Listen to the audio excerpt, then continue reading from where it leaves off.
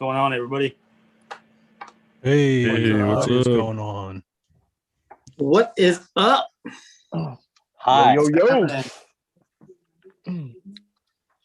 We got Ooh. Super TA in the chat already. Bermuda Brian. What's up, guys? Brian. Hey. Everybody doing all right with the cold snap across the country?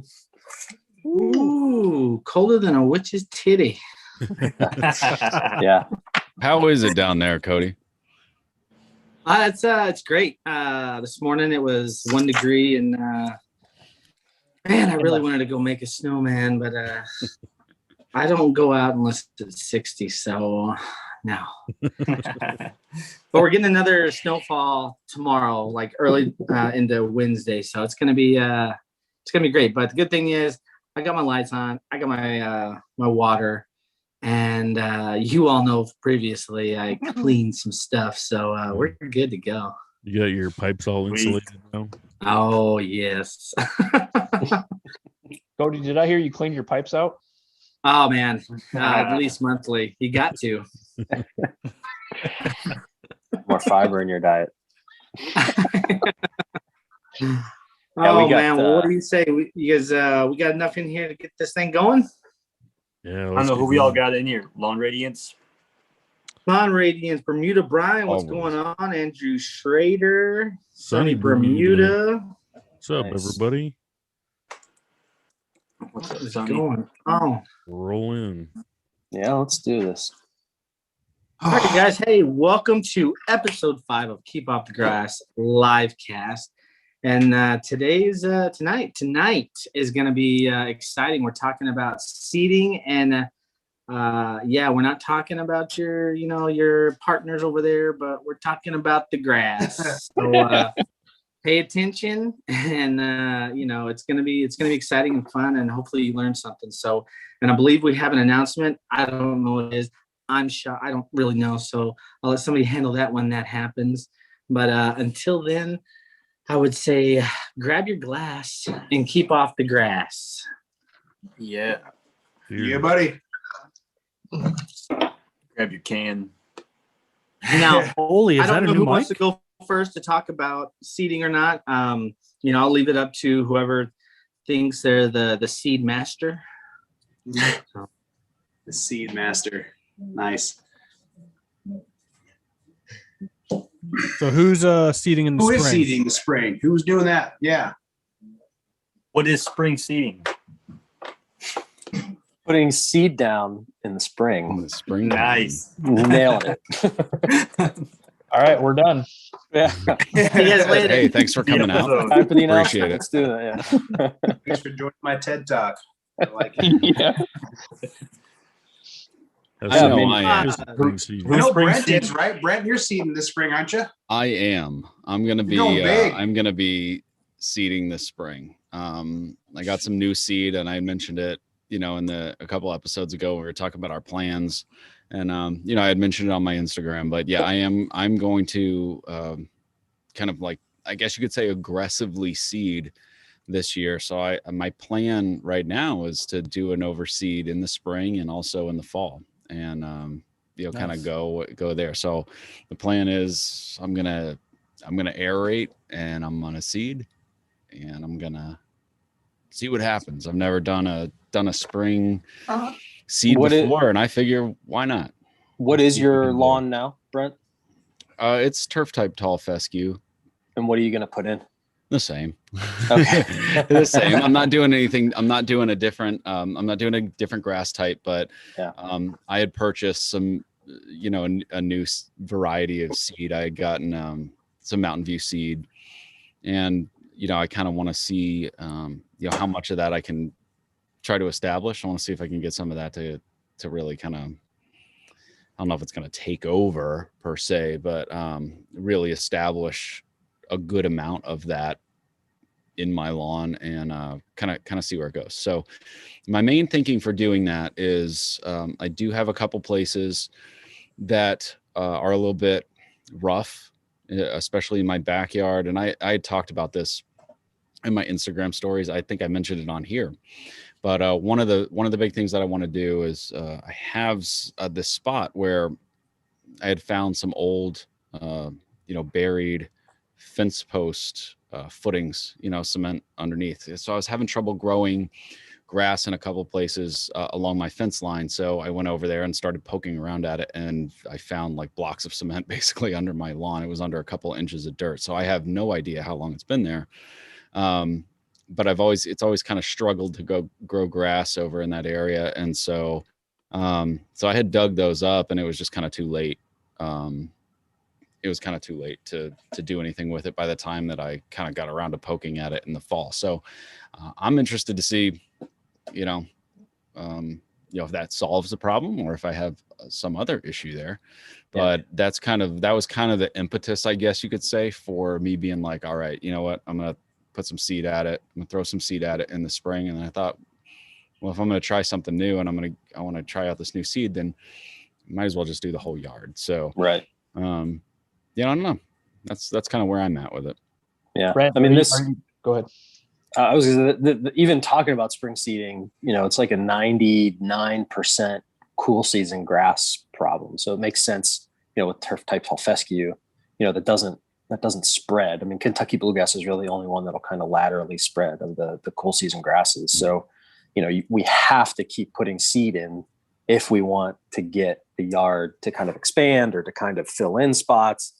Because unlike a warm season lawn like St. Augustine or Bermuda that'll kind of grow laterally, we don't get that with the cool season grasses. So even talking about spring seeding is definitely all of us cool season friends. That's a concern for us is how we get our grass to thicken up. So. Mm-hmm.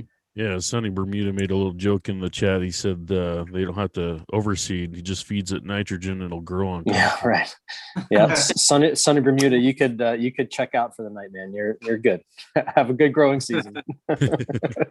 So what's your rainfall like up there in the Northeast, Brent? Do you have a irrigation system, or what are you planning on doing as far as keeping it moist, as they say? He's asking how you're going to keep it wet. Yeah, no, I don't have irrigation at my house. So what I just kind of do the old move the sprinklers around. So you're a trooper.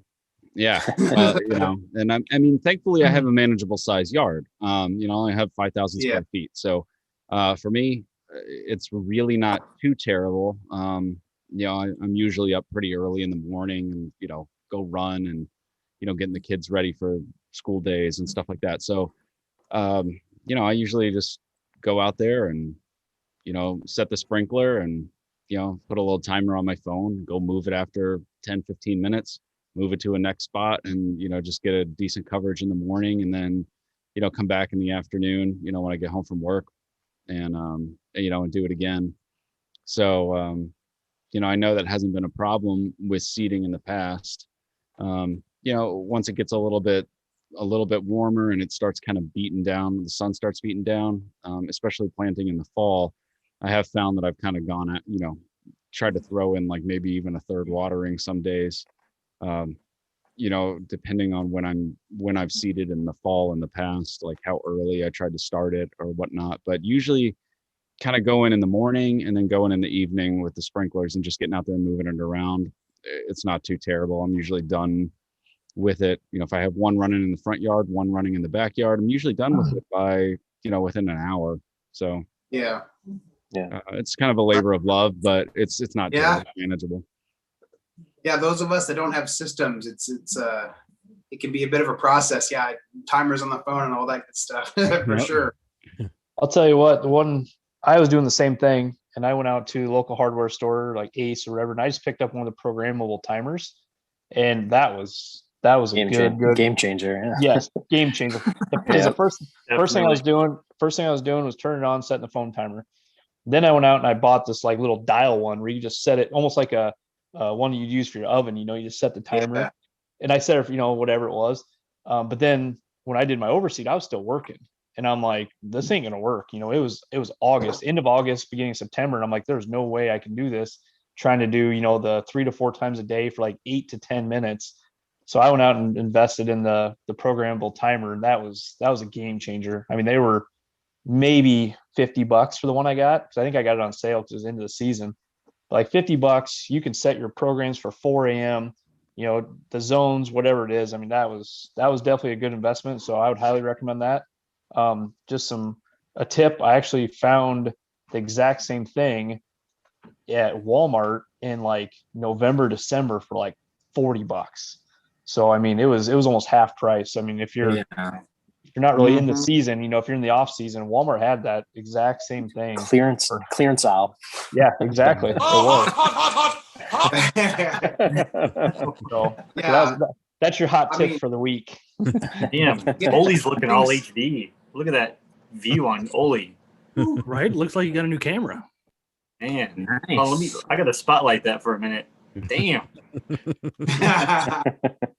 Yeah, I'll say getting a little 4-zone programmable timer thing, and you could just set your sprinkler up, program in the times. Like that was a game changer for me too. Not seeding in the spring, but just in general irrigation, man. That was I hated.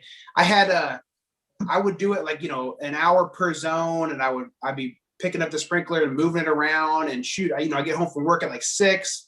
It was like midnight my first year doing all this, and cops drove down the neighborhood and hit my front door to make sure we were okay because the garage door was open. And I was like, oh yeah, it's like midnight. And they're like, oh, don't worry, you know, I'm just rotating my sprinklers. You know, I'm aware my garage door is open and it's midnight. And I thought to myself, you know, I got to do something about this. But yeah, getting to some kind of a zone, a programmable thing, and setting up sprinklers was like night and day.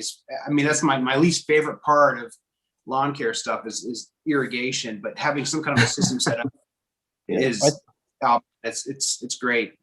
Well, I think to that point, you just said it. So you get home from work at whatever 5 o'clock, and you're running water till almost midnight, which, you know, to be discussed and, you know, debated, but, you know, essentially watering in the evening is more prone to disease. So yeah. And I was doing that. I know for a fact. I mean, it was dark, and I was moving stuff in the dark and just trying to get it in. Like I said, whereas then I switched. Yeah. Stop it. That's what she said. But yeah, like I said, so then I was able to set it up for 5 a.m. You know, and then I was getting it in at 5 a.m. before work. Well, I mean, if you're like Brent, that's just a nice way to start the day, right? Doing some morning cardio, you know, that's not a problem. But shoot, I enjoy my sleep. You know, I got a 9-month-old, and any excuse to sleep in is well worth it. So yeah, getting a timer and something programmable was just the greatest investment for lawn care. Beyond fertilizer, I wish I had an in-ground system. I just can't justify it with the house I'm in now. But man, getting some kind of a system set up to where you don't have to worry about it while you're at work all day is great. Yep. Well, I think with the new seed, that's what sold it for me. Was like I said, I can run it for 5-10 minutes. Didn't have to worry about it. I mean, I also have my wife come home on her lunch break. I'm like, hey, run home and turn on the sprinklers for 10 minutes, because stuff like that. So. Yeah, I've got I put in a new system here when I moved in May. Got that Ratio system, and man, I love that thing. All Wi-Fi now. You just can sit back and start whatever zones you want. It takes into account to like 30,000 weather systems around us, and will predict. You can set it if it's going to rain a certain amount. You can have it turn off if it's going to be too windy during the day. You can automatically turn off. And so, man, it's a little expensive with the water bill. I didn't see it go up too much, but I put in those MP rotators, and so it will take a lot longer to water. I got almost the same exact thing, Brian. Yeah, I love it. Oh yeah. Now, speaking of which, I wanted to go back to the chat real quick before we go any farther. I'll probably go back to Zach on this one from Jason Vaughn. With the seeding going on that everyone does. I mean, I would think, I haven't done seeding before, that it is probably priority. So out of everyone that's seeding, who is top dressing? Anyone top dressing with their seeding? Let's start with Zach. I'm not spring seeding, but I normally don't top dress. No. Is there a reason behind that? Yeah, just I mean, if I'm leveling, maybe if I'm trying to make something level, but typically bringing in topsoil, I'm nervous about getting some weed seeds in it, getting some nasty stuff, getting some POA, whatever it may be. I just like to keep my existing soil the way it is. Dude, POA is awesome though, man. Some of those fairways look sweet.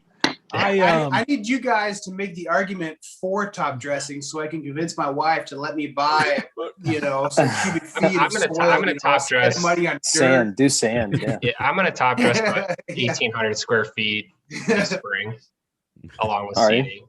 Yeah, and for me, it's just purely because I'm gonna be doing a portion of my yard. I'll be real mowing, and a portion I'll just stick with the rotary. But I want that like as surface level as possible, and then I'm going to be changing out the cultivars for that specifically to mow like a sub 1.5 inch. So the part that I want to do it in my front yard, it's pretty bumpy and it's on a slight grade right now. So I'll be top dressing. I'm totally with you on bringing in the weed seed stuff. I feel like the supplier we have out here, their screen topsoil is like pretty good, but I mean, inevitably like that's a risk you're going to play.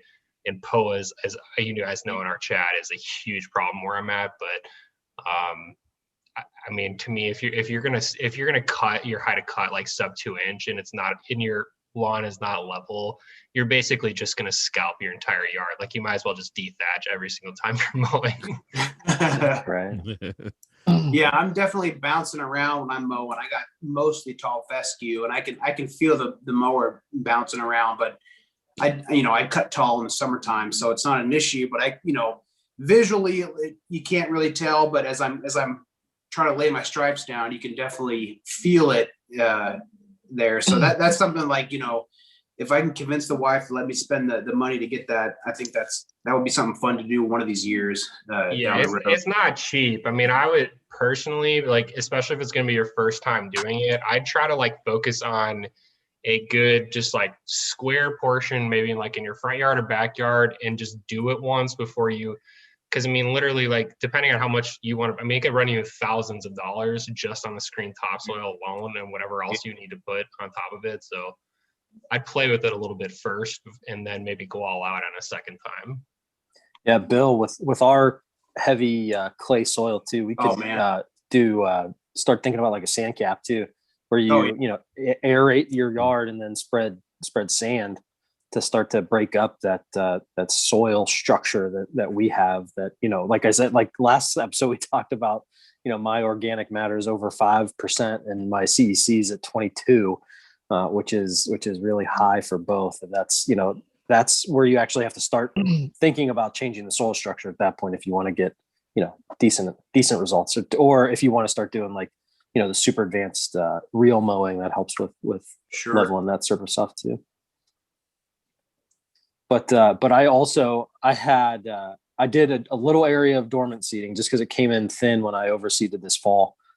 So right at the end of fall, I had a bag of compost from the compost business in town that I didn't use all year. So I spread that over the little area, and then put some more seed down too. And I thought I might be able to squeak it in at the end of the year, but it didn't sprout. So it became a dormant seeding, and it's been sitting out there all year. I'm probably, I don't know. I thought about doing like mesotrione over that little area just as a pre-emergent, but I might just I don't know. I might just put pre-emergent over the whole lawn, like prodiamine over the whole lawn, and just just see what happens. That'll keep it from coming in, but maybe I'll get a little bit start to sprout earlier in the year. I don't know. I'm not really worried about it too much. Like I said, it was just a little like 6x6 area of my little parking strip that I have. And it's under my neighbor's oak tree. So it gets really thin up there. So just wanted to see if it would come through. So from a budget standpoint, if you can go soil, sand, or even peat moss, I'm assuming peat moss is the cheapest, but I don't know if that's true or not. But like, what from a budget standpoint purely, what's the best option? Well, I guess they all kind of do different things, right? So I'd say don't worry about the price being your decider. Decide based on what you want to accomplish. So if you need to, start to level your lawn or change the soil structure, that's when you want to start doing sand. If you want to fill in areas and, you're not too worried about it, or you grow your grass high, then, you could go with topsoil or like a sand topsoil kind of mix. But then, that top dressing over the top of an area that you seed, nothing beats peat moss for that, or regular compost too, just to, hold water down, hold the moisture down, and actually gives you a really nice like color response when it dries out. It turns really light, so that way you need to turn the sprinklers back on again. Yeah, I was just gonna say. Actually, somebody just put it in the comment, Princess Guy. I was gonna say, and then we all need Vince to donate his peat moss spreader for all of us. Keep the box around and do it for us. Yeah, I'm not seeding this spring, but I will say I've had experience with the peat moss, and I like it. And like you said, Sean, yes, it's great for holding water. I think it holds like 10 times its weight in water, and it's also got a great like a stark contrast between when it's dry versus when it's wet. So it's a good visual indicator of when it needs to be watered. But it also, it does an okay job at protecting the seed from some minor erosion. If you're on relatively flat slopes. And another thing that's great about it is it's generally it does not contain any weed seeds or harmful microorganisms. So those are some of the reasons why I like to use the peat moss. Yeah, it'll keep the seeds away from the birds too. It won't. That's correct. Since the seed won't be laying right on top of the soil, the birds will not come picking at it too hard. What other animals will go after it? I saw Brett down there had some squirrels in his yard.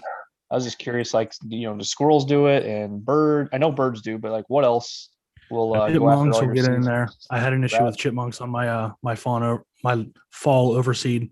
Chipmunks will definitely start digging in there. Yeah, I assume rabbits. Yeah, according to this Disney movie I saw too, ants like to eat grass seed, so you got to watch out for that. Grasshopper and ant. Yeah, exactly.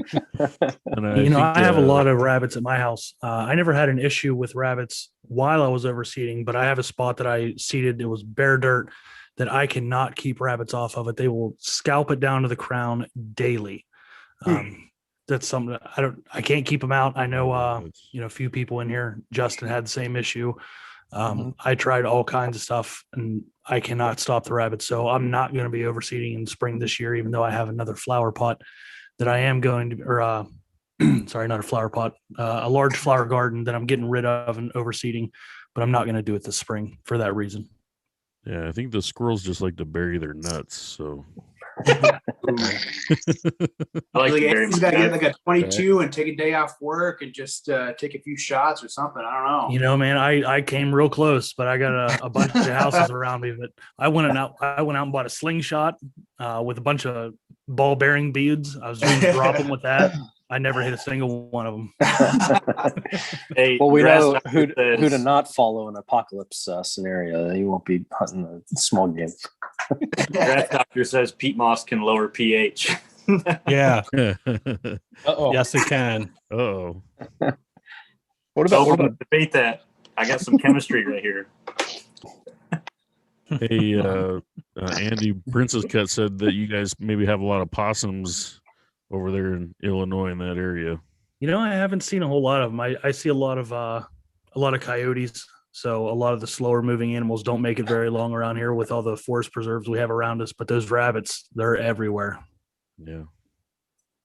I have some leftover seed from fall that I was thinking about putting down in the backyard. I didn't give the backyard much love last year. I basically no fertilizer, minimal irrigation.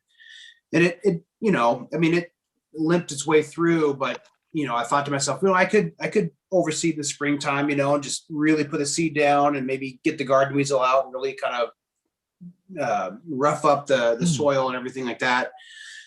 My fear is that, at least in Missouri where I'm at, we get such inconsistent rainfall, and we'll get just dumped on randomly in the springtime. I'm afraid that it will wash away or get rid of some of that seed and stuff. So, I'm kind of debating whether I should do that or maybe wait till fall, or just, I don't know, see how it does with a little bit of fertilizer and water throughout the summertime. But I'm on the fence on whether or not I want to try to bring that to life in the spring, or just kind of, leave it alone. I don't know. Is anybody else besides Brent? Is anybody else doing any spring overseeding this year?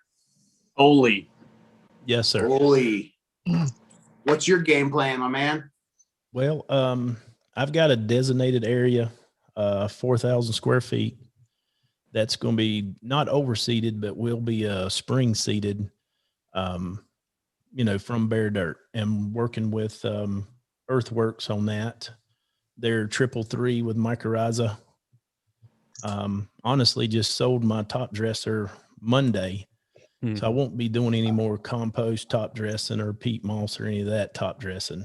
I had a motorized Eco Lawn 150. So I'll do everything from now on to be like Earthworks 343 or their 333 with mycorrhiza, just through the permagreen. What is mycorrhiza? It's a fungi. It's designed to work with the roots. I think mycorrhiza actually stands for root fungi, or fungi is what it stands for. But it's supposed to, be the way to start new roots, get deeper roots. And the whole game plan is, starting hopefully next month, I want to get it as strong as I can before the summer gets here. And going to be using some Mountain View Mountain View tall fescue cultivars, whatever they send me, and want to make that look as good as we can, get some stripes down. Yeah, it's probably going to be the lateral spread stuff that they have, which is good stuff. And Olee's the guy that has 4,000 square feet to just like do an experiment on. That's bigger than my backyard. So. That's right. Yeah. And Olee, is this an area you're going from bare dirt? Yes, sir. Okay. Is this the Granite Rock corner? It is. Yep. It's coming. That's coming out. We're going to start on that project Saturday. And what are you going to do? Yeah. Can you go live all day Saturday so we can watch that? Yeah. No problem. That'd be great. That would be great. Stream it. Well, it's not going to be as fun as y'all hope. It's going to be quiet as far as it'll be fun for us. Yeah. Oh yeah. Yeah, watching you do all the work on that. How are you going to pull it out? That's what I want to know. We're going to bore it full of 1 3/8 holes, 3 foot deep, and fill it full of epoxy, and let the epoxy go pushing on it. See what all happens. So I'm like Jenny here. I put this out to anybody like in the here on the cast and the chat. So for those of you, particularly cool season, coming out of spring, if you don't get green up and you have a lot of bare spots or just things that just didn't come in well, that aren't going to just be, you can't just push nitrogen on. I mean, do you guys you just still wait till like August, September, October, or like, I mean, how do you address those bare grounds?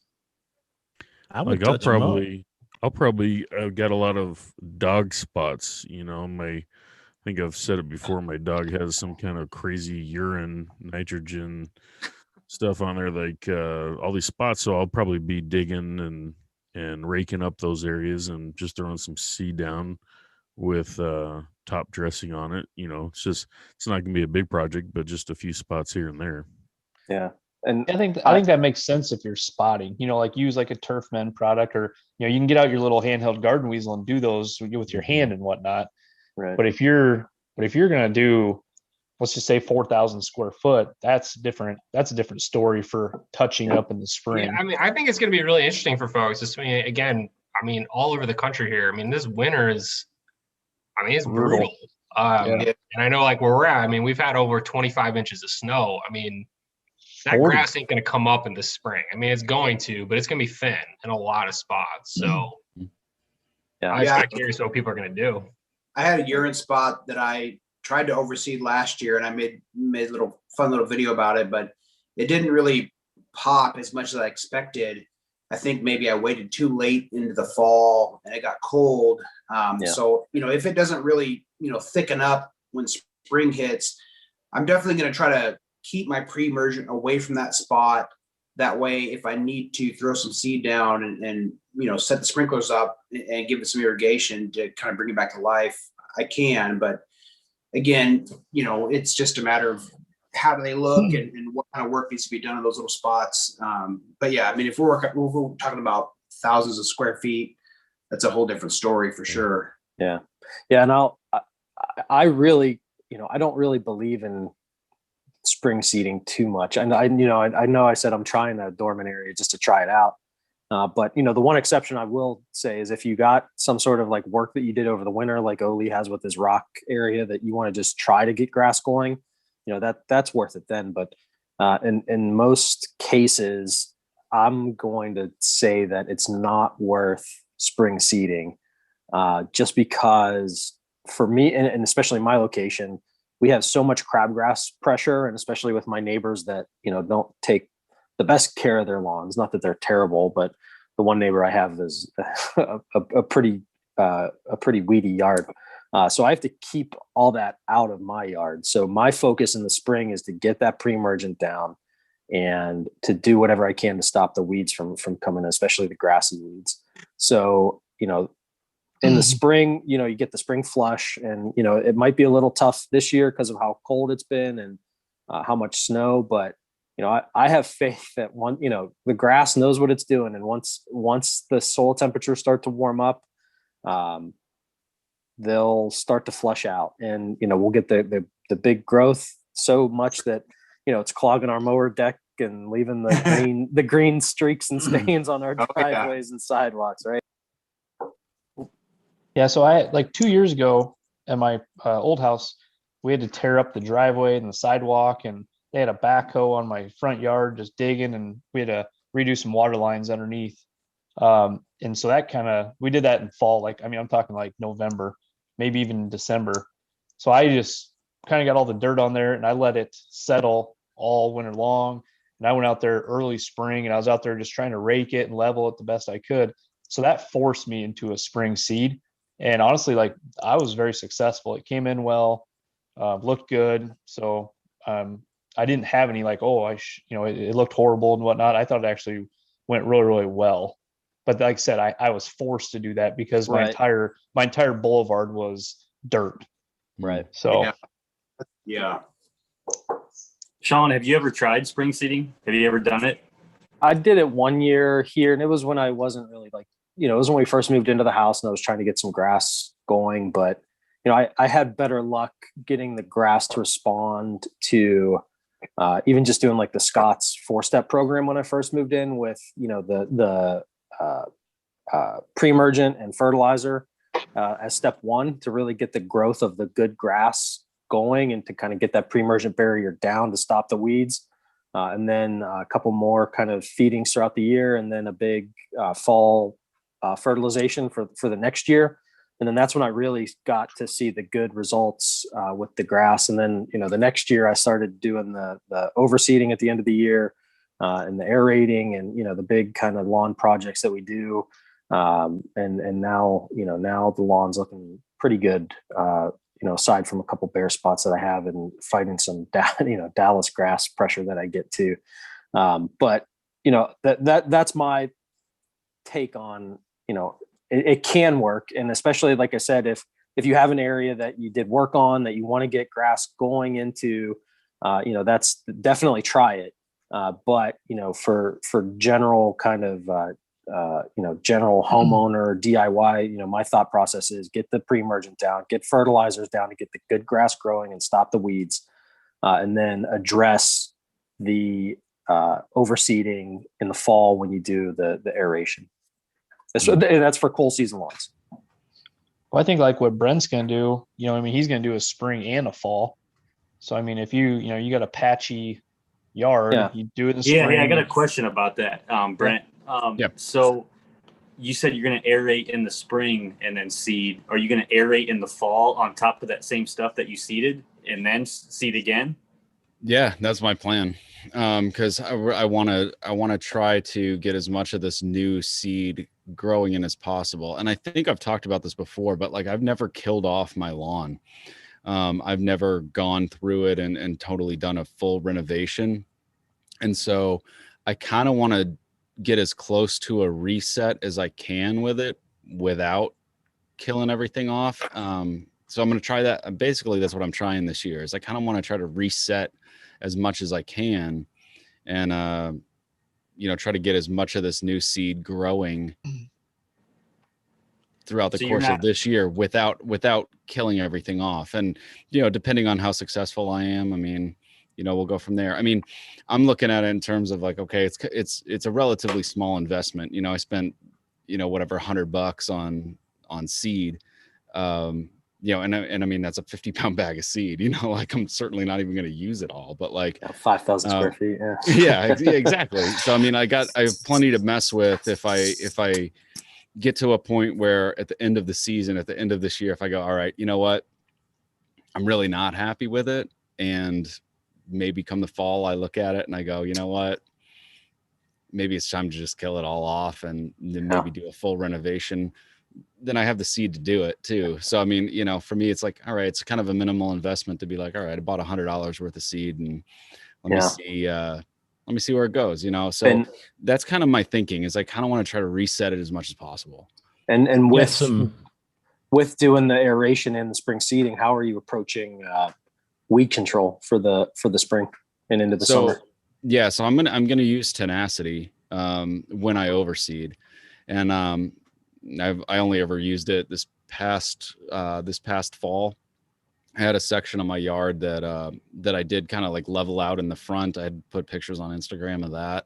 I brought in, I don't know, just a couple yards of topsoil, went through it, kind of leveled it out as best possible. And then, seeded that, hit it with tenacity. And, I feel like that was pretty successful in the fall. So, I'm going to try with the tenacity. And then, my hope is, right, my plan and hope is that it goes well and does what I want it to do in the spring and in the fall.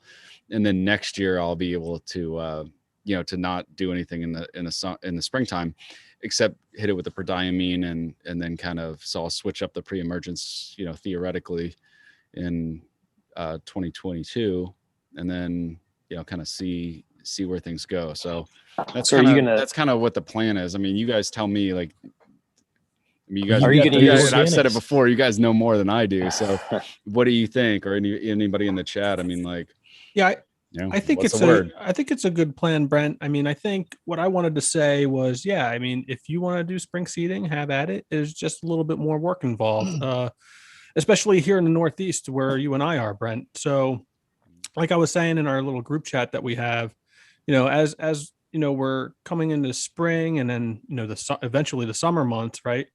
The soil temps are getting warmer, right?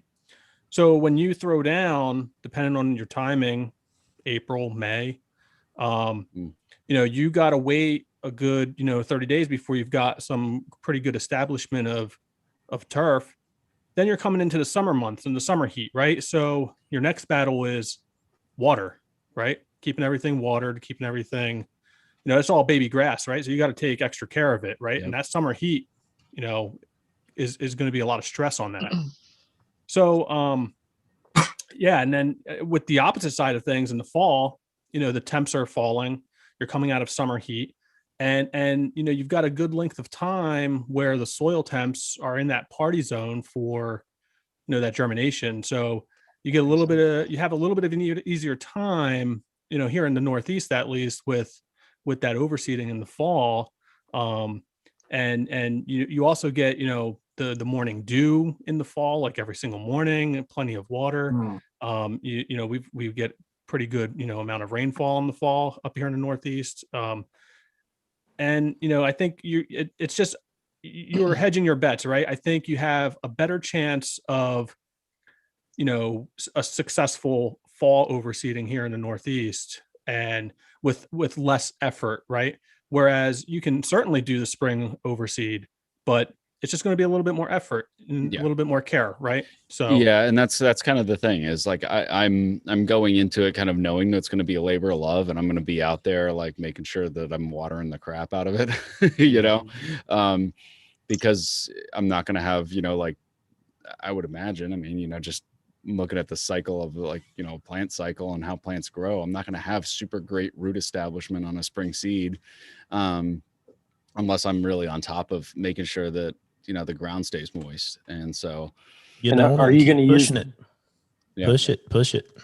Yeah. And are you going to use mesotrione all year for your pre-emergent, or are you going to eventually throw down prodiamine once the grass establishes? This year, I'm just going to stay with the mesotrione. Okay. And so, like I said, yeah, go ahead. You know about the instructions in the label for application to new seed, right? You have to wait a certain amount of time, otherwise you could risk. I think it bleaches out the baby grass if you put it on too quick.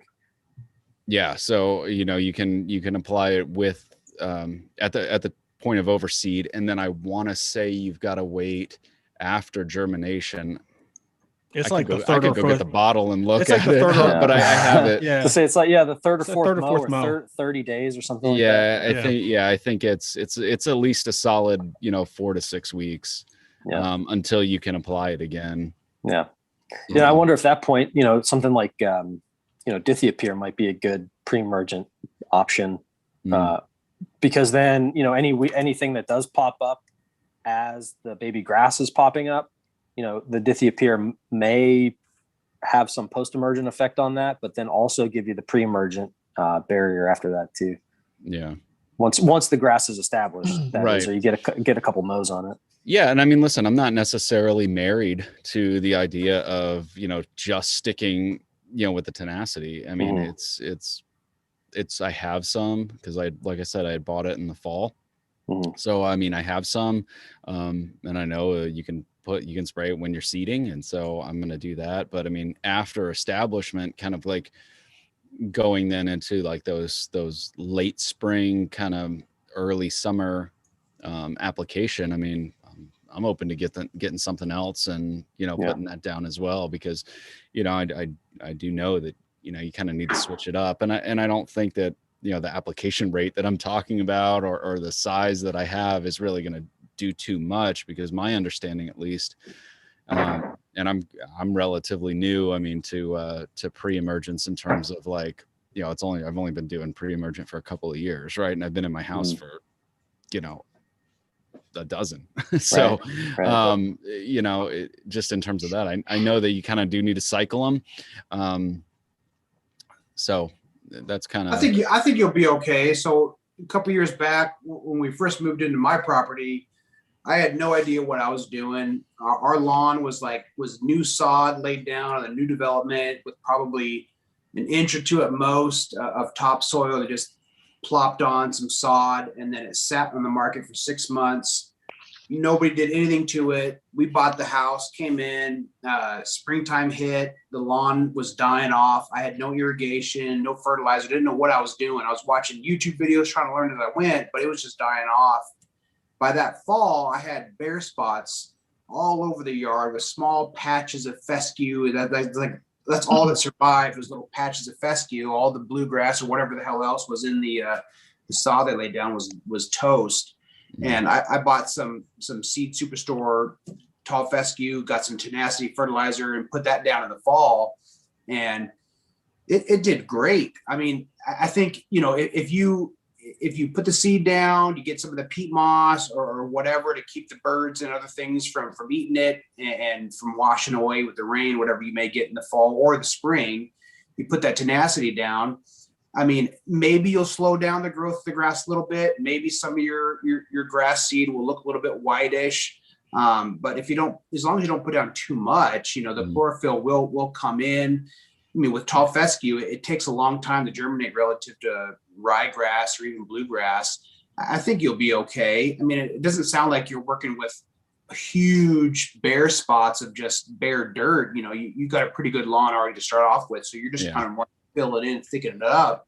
I think you'll be okay with the tenacity for sure. And then, I mean, it makes sense to switch it up to maybe the type here or something like that as the season goes on, or if you want to keep doing tenacity, I'm sure that's fine too. But I had really good success. I mean, that first, once it grew towards the end of the fall, I took some photos, everything, all the colors look different, all look weird because I had patches of like mature grass and then had little baby thin little grass blades and everything. But by spring of the following year, it was all uniform. It looked great. Like I was really happy. I thought, man, I'm a pro. I know what I'm doing. I don't know. It wasn't as tough as I think some people make it seem, especially if, you already have some lawn out there to kind of, to start with, you're not working from bare dirt. Right. I think you'll be all right. I mean, I like your plan. My biggest fear would be is once the summer months hit, you got to maintain that irrigation. My first year at this house, I bought some like Scott's patch repair is when the grass first started to die off. I was like, oh my God, I gotta get some of this, fill in these spots. And then I saw baby grass growing and I was like, oh, I'm killing it. I know what I'm doing. And then it died off in the summertime once the heat hit because I wasn't enough water. I think that's probably the most important thing is to make sure you keep it irrigated as it's young throughout those hotter summer months.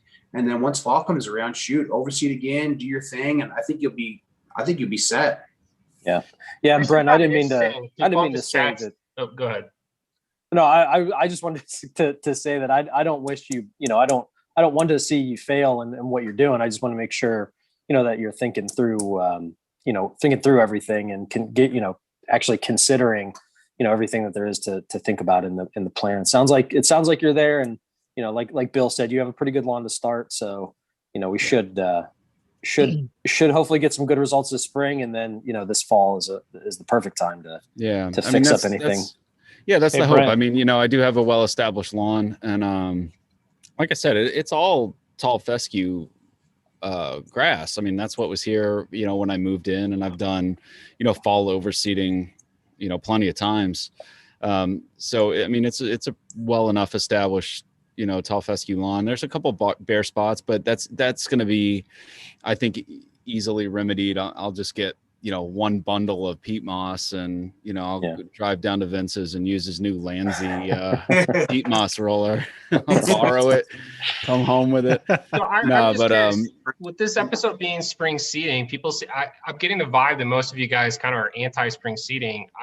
I actually find it kind of interesting because, so Vince, I definitely agree with your point. And I mean, I fall overseed, but like when I do customers, I do most of my bare seeding in the spring. I'd actually argue the exact opposite, quite frankly. You argued about the dew point. You're going to have higher moisture in the spring. You're going to have higher precipitation. Your window of opportunity on germination, particularly if you're going to put down something other than like a perennial ryegrass or turf type tall fescue, especially if you're going to do Kentucky bluegrass, your window of opportunity, if you go put down, let's say like late August, Labor Day, if you're here like in the Midwest, you might get 5 weeks. There's no chance in hell that's going to survive. So depending on an early winter, whereas you're going to actually have the whole time. In addition, you're going to be coming into the growing season. So you can say that higher soil temperatures and higher heat, but I would rather have an 85-degree soil temperature than it be covered with snow. So to me, I think it gives you more room and you're going to have better moisture and you're going to have better soil conditions. I totally agree from an overseeding perspective. If you can hit it at the right time, absolutely. But especially if you're seeding from bare ground, I mean, most of the stuff in the Midwest is not going to make it if you're only looking at that 5 to 6 week window in the fall.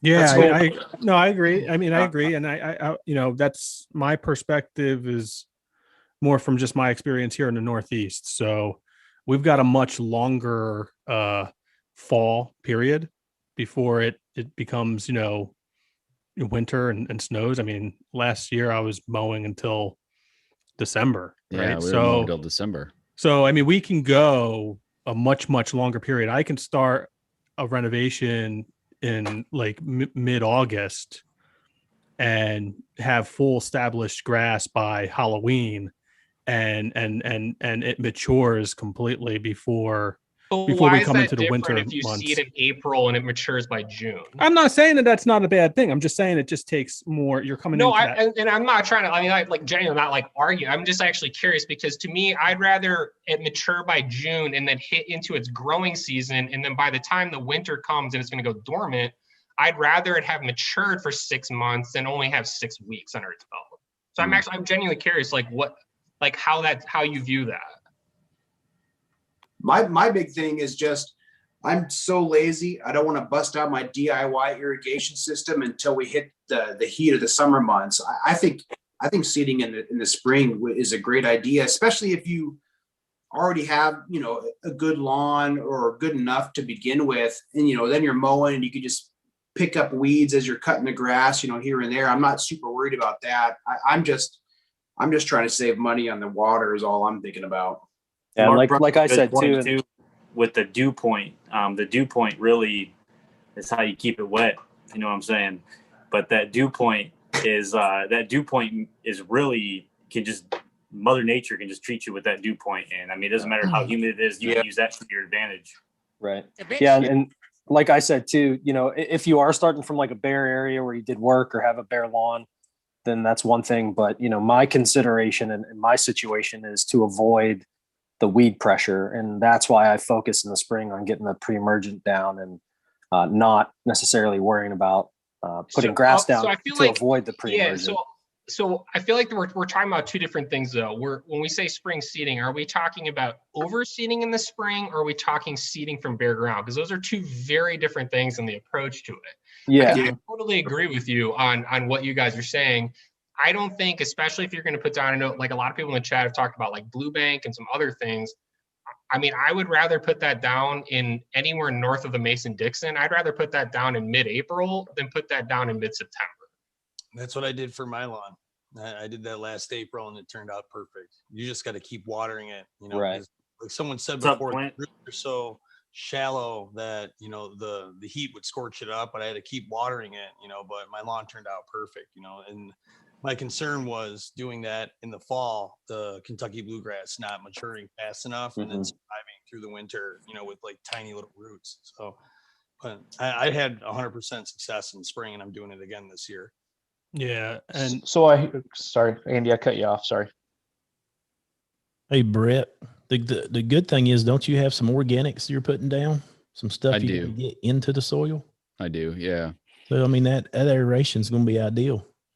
You're going to start fixing things and getting things in the ground to go ahead and break down and be ready for summer. Mm-hmm. I mean, I done an overseed last year and I want to say it was in March.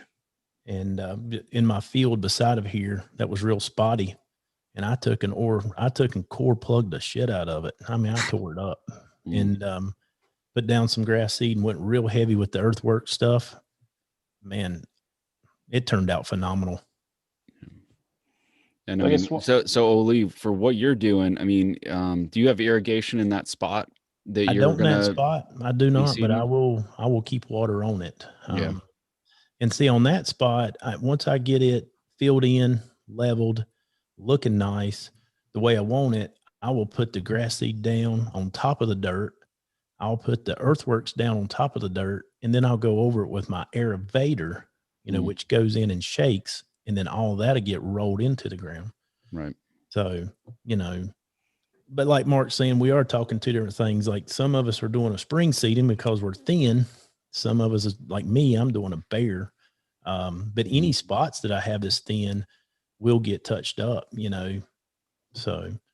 Yeah. Cause I think that's the interesting part. I know we're coming up here on time. I know we're supposed to be keeping this short is, for me, when I'm talking about spring seeding, I'm talking about legitimately seeding bare ground. And I think a lot of us are talking about seeding thin areas. So that's probably my fault for not establishing that.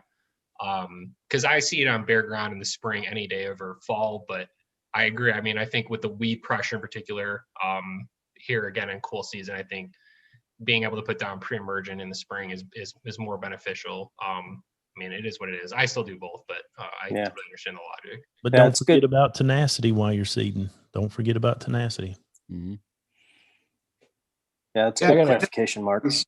if you can keep it irrigated through your summer, depending on how hot it is wherever you live, I mean, that's probably the most important thing. And yeah, I mean, shoot, if you can do that, you got bare dirt, seed away. So I told Nate, he was looking into getting an irrigation system. He thinks he's going to save money. I'm like, dude, you're going to be spending 3 times as much because all you got to do is sit on your phone and water, man. You have the sexiest grass in the yard or in the neighborhood, though. I already do. What are you talking about? I learned that the hard way last year. But it's nice to be on vacation and hit that button to water your lawn when you need to. Oh, man. Yeah. I would be, that's the one thing is like, if I had some kind of a Wi-Fi or a smart system where it knew that it was getting rain or whatever, that it wouldn't have to run out with an umbrella to turn the thing off and not waste whatever it is that day for my hour-long irrigation. Yeah. Yeah, exactly. Well, we had a surprise for this episode, right? Do we want to roll into that? Ooh, Yeah, announcement. Who wants to announce it? I will. Go for it. Let right. everyone know this could be announcement. All right, so everybody in the chat, something we've decided to do as a group is kind of do, not necessarily a giveaway, but we want to reward those people that have been there supporting us from the beginning and come in every week and listen to us. There we go. And so something we want to do is we want to open up an opportunity for you guys to join us on our live cast. So we just need to hear from any of you in the live chat. If you guys want to join us, this will be next week, next Tuesday.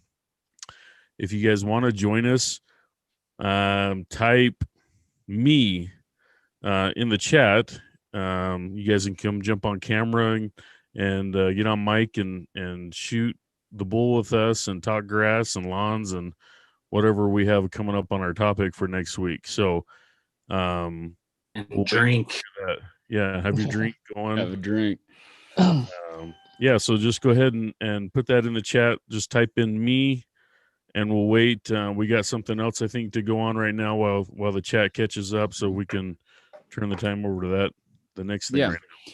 Yeah. So I mean, like you said, Brian. I mean, Cody was like giving a surprise or something. Here. What?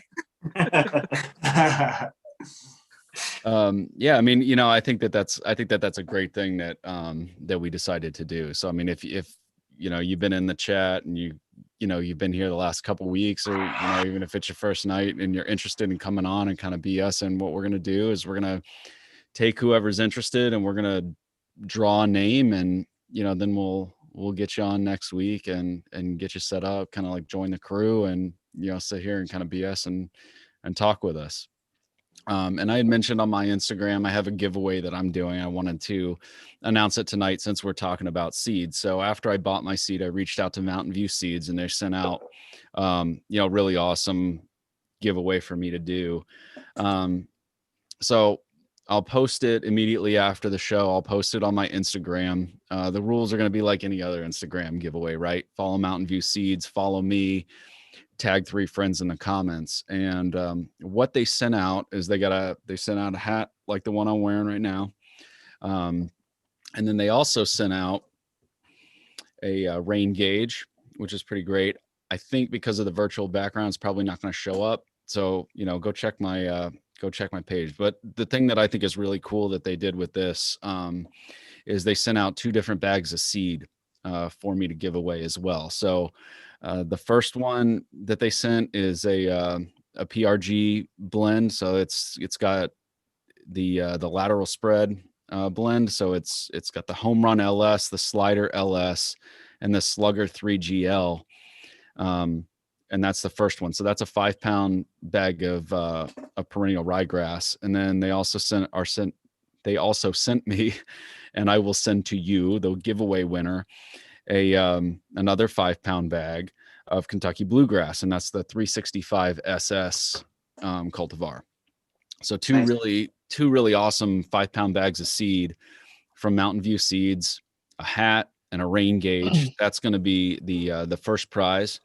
And then the second prize winner is going to get a Mountain View Seeds beanie with a divot tool that actually opens like a switchblade. It's pretty rad. So big thank you to Mountain View Seeds for agreeing to do that with me and putting together a really, really rad giveaway. I mean, I think it's cool that they're giving away seed and some swag to you guys. So again, I'll post that right after the show's over. I'll post that up on my Instagram. Give Mountain View Seeds a follow. Give me a follow. Tag 3 friends, and I'm going to run it for a week to see. That hat is we can get nice. some good. That hat is badass. Yeah, you guys got some pretty swag. Yeah, these are pretty. It's slick. Pretty cool hats, man. That's cool. I must say. So they sent one out for me, and they sent one out for you guys. So whoever wins that first prize is going to get 2 5-pound bags of seed that I mentioned, hat, and a rain gauge. Hell yeah! Nice. Hey, has anybody seen Pharm Dad's 1.8 million view TikTok video? What? That's awesome. Yeah, we got a local celebrity here. It's up to 2 million now. Whoa. No big deal. Are you buying those views? Are you buying those? What's going on here? Are you buying those likes? What's going on? I think with all the hate comments I got, it got to people who don't even know about lawn care or nothing. So yeah, that was wild. I had no idea. I just was like, throw some stripes in the driveway. We'll see what happens. And people liked it. But you got a video you coming through the ceiling? I wish I would have. My wife was terrified because I don't think I've made scream noises like that in a long time when my foot went through. But she thought a girl was coming through the ceiling. Yeah. She said, "What's going on?" Yep. 2 million views on giving a blowjob, man. Can't beat it.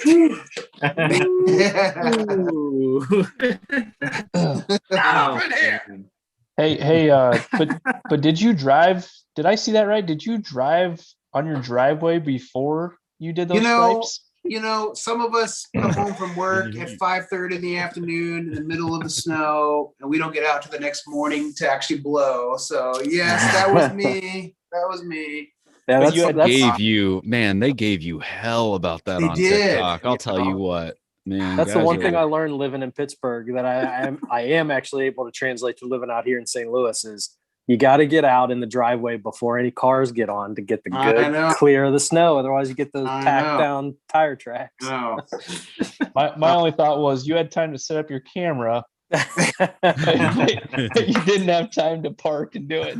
No, yeah. I was a good 30 minutes late to work. I had to change I got a little sweaty doing that, but yeah, that was fun.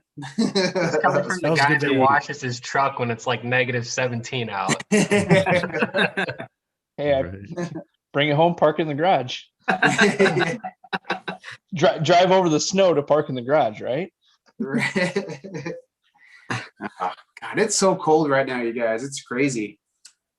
Hey, I got one question. Maybe this will be the last question, and then we can go into the announcement of everything for the giveaways. But we're talking spring seeding, and no one really hit on a starter fertilizer. So those of you guys are going to do it. Are you using starter fertilizer? Are you not going to use it? I guess what's your go-to there? And my other question was, are there any triggers in spring? Is it soil temp is when you're going to throw it down, or is it, hey, you pick a day, it's April 15th, and that's the day I'm just going to throw my seed down? But I guess I'm asking what is that go-to date? I know like in the fall, a lot of people use Labor Day. That's kind of a general Labor Day one, but I guess that's my question is what's the trigger in the spring, if there is anything? And then starter fertilizer. Are you guys going to use starter fertilizer? If you are, what ratio are you going to use? What are you looking for the most in a starter fertilizer? Just kind of maybe talk on that for a few minutes, and then we can wrap this thing up. And if we're still talking, we can carry it into next week. We definitely need to carry some stuff in the next week. So, what are you saying, Olee? Well, I know for my starter fertilizer that I'm going to be using, you know, I kind of talked about it in my spring plan, but I'm using the 10-14-0 from DCM, which is also, it's got some other stuff in there as well, but which, you know, I won't take the time to go into that. If anybody wants, DM me and I'll send you a picture of the label. What all's in it. Are you looking for a high like phosphorus, or what are you looking for mostly? Yeah, phosphorus and nitrogen. Yeah, and if you were commenting in the chat already, I mean, really, you should, you know, base your fertilizers off of a soil test, right? So, you know, get something that works for you and your soils based on data. Yeah, that was last week's episode. Yep. Yeah, just use Milorganite. Like all year, every year, 6,000 pounds per thousand. Buy the pallets. Never bag. Is that right, Mark? You always. You don't even, literally, I said, you don't even want to see your grass. You only want to see Milorganite. Milorganite. Yeah. Top dress with Milorganite. Block away. We'll let it grow up through it. But does it make sense to use like an immediate release or one of these, like, you know, synthetic fertilizers, or does it matter if you use something that's more organic and slow release? I mean, the seed takes a minute to germinate typically. I don't know. Does anybody have any thoughts on, you know, synthetic immediate release versus some combination thereof? It's a long rabbit hole. It's a big rabbit hole. Right. Yeah, well, I don't know if we had time for that conversation. Well, I mean, maybe that's a good lead into next week then. Yeah. All right. So, all right. So I've got the wheel of names. So far from what I looked on, there were a couple people kind of hinting at it, but the only people that actually said me, because we didn't want to, you know, some people may not be comfortable on camera and microphone, but we've got a couple people, I guess 4 people that said they wanted to. So I will I've got them in the wheel of names, so I'll share my screen. real quick, last call. Anyone that wants to be in the drawing for being seconds for the chat to catch up. So I'll I kind of asked a couple of people there. Lawn Radiance, I know he's been around checking our live casts out. Didn't look like he wanted to, and there was somebody else, I don't remember who it was. Papa Mo's Low said he wanted to, but he doesn't have a camera or a mic, so that prevents a problem. So you just need the Zoom app on your phone, and you know, I use my iPhone and my headphones. Yeah, whatever. Not to give away our trade secrets here, but you know, this is a high budget production, you guys. Right. Yeah, right. In case you couldn't tell by the little Zoom logo down in the corner. Yeah, by all means, it doesn't have to be fancy. I mean, I do have my daughter's tablet right here. Yeah. That I use to monitor the chat with. Don't mind the pink bumper pad around it, but. And also, I think it was Growing with Greg. He needed to check on something, but it looks like he can't do it. So Let's spin it. We'll keep spin that wheel that we have. So if you got 4, who are they? Who are those 4? I got Dave Bilecki, Derek Abel, Major Look Lawn Care, Lalo, and Elevated Lawnscapes. Okay. All good. Good group of people. Yeah, that's a good group. Any one of them would be awesome. All right, so let's share. Dave's getting excited. I think it's going to be Dave. I think it's going to be Dave. Come on. I want it to be Dave. All right, so here's the screen. 25% chance. Should I shuffle? Should it even matter? It's episode 5. Yeah, tell me about the chance to win a Nintendo Switch on the side there. I'm interested. Yeah. You can enter for free. All right, so full screen. Here we go. Good luck. Looking to spin. And Olee, play some tunes. All right.